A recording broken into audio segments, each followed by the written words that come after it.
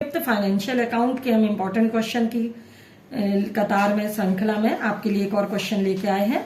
Method of dissolution of a firm, ये एक important question है कि साझेदारी फर्म के विघटन की रीतियां क्या हैं, किन मेथड्स के अंतर्गत साझेदारी फर्म जो है वो समाप्त होती है।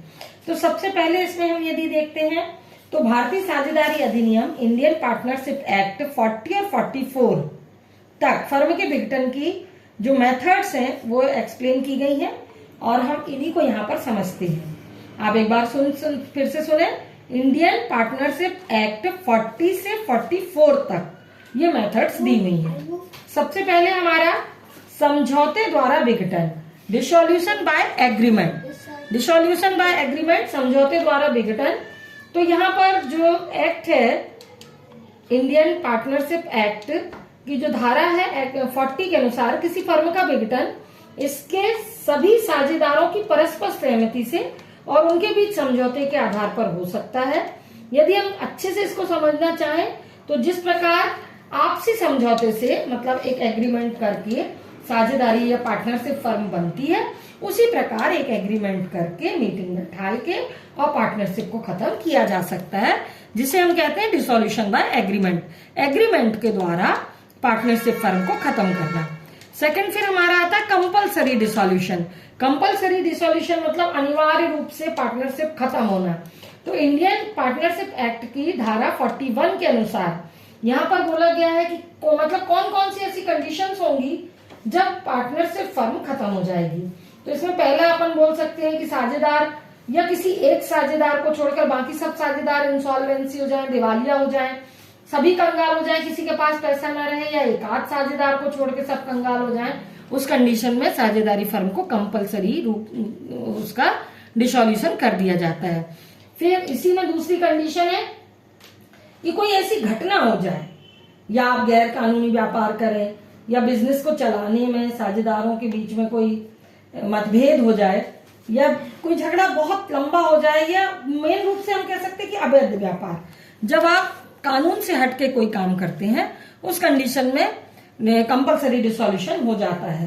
फिर यहाँ तीसरा हम कह सकते हैं कि साधारण व्यापार में जैसे हम जानते हैं पार्टनर्स की संख्या 20 होनी चाहिए या उससे अधिक, और बैंकिंग व्यवसाय में 10 होनी चाहिए। यदि हम बैंक से रिलेटेड कोई बिजनेस करते हैं तो मैक्सिमम हमारे पार्टनर्स 10 होने चाहिए, और अगर हम इससे ज्यादा पार्टनर्स हमारे हो जाते हैं तो भी फर्म अपने आप खत्म हो जाती है और वो कंपनी का रूप ले लेती है।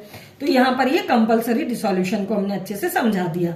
थर्ड है हमारा dissolution of the happening of certain contingency, कुछ आकस्मिक घटनाओं के घटित होने पर। अब कौन सी आकस्मिक घटनाएं हैं, तो यहाँ पर भी इंडियन पार्टनरशिप एक्ट 1932 के अंतर्गत जो इसकी धारा है 42, उसके अंतर्गत यदि कोई फर्म एक लिमिटेड टाइम के लिए बनाई गई है, डिसाइडेड टाइम के लिए बनाई गई है, तो उसके बाद पार्टनरशिप फर्म का विघटन हो जाता है।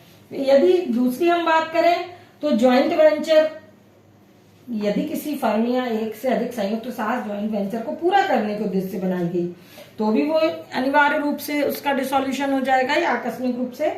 थर्ड है किसी साझेदार की मृत्यु हो जाए या कोई साझेदार दिवालिया हो जाए, तो अचानक ऐसी कुछ घटनाएं होती हैं जिससे पार्टनरशिप फर्म को बंद करना पड़ता है। फिर हमारा वॉलेंटरी डिसोल्यूशन यानी स्वैच्छिक विघटन। तो धारा 43 के अनुसार जब साझेदार आपस में ही ऐसा डिसाइड कर लें कि हमको पार्टनरशिप फर्म बंद करना है तो यहाँ पर पार्टनरशिप फर्म बंद हो जाती है।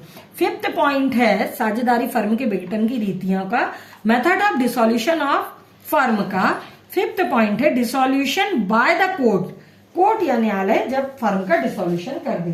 अब कोर्ट किस कंडीशन में डिसोल्यूशन करेगी, तो इंडियन पार्टनरशिप एक्ट 1932 की धारा 44 के अनुसार कब जो न्यायालय है, कोर्ट है, वो पार्टनरशिप फर्म को खत्म कर सकता है। तो कोई साझेदार यदि पागल हो जाए या कोई देशद्रोही काम करके अयोग्य घोषित हो जाए, आपराधिक प्रवृत्तियों में आ जाए, या फिर किसी साझेदार के समझौता की अवज्ञा, यदि कोई साझेदार जो है वो एग्रीमेंट को नहीं मान रहा है तो भी न्यायालय फिर फर्म को खत्म कर देती है।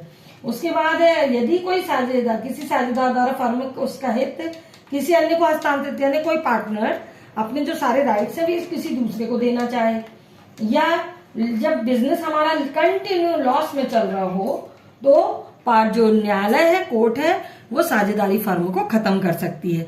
तो यहाँ पर मेथड ऑफ डिसोल्यूशन फर्म कब डिसोल्यूशन होती है, तो dissolution by agreement, compulsory dissolution, dissolution on the happening of certain contingency, और वॉलेंटरी डिसोल्यूशन और डिसोल्यूशन बाय द कोर्ट। इन कारणों से फर्म जो है वो डिसॉल्व हो जाती है।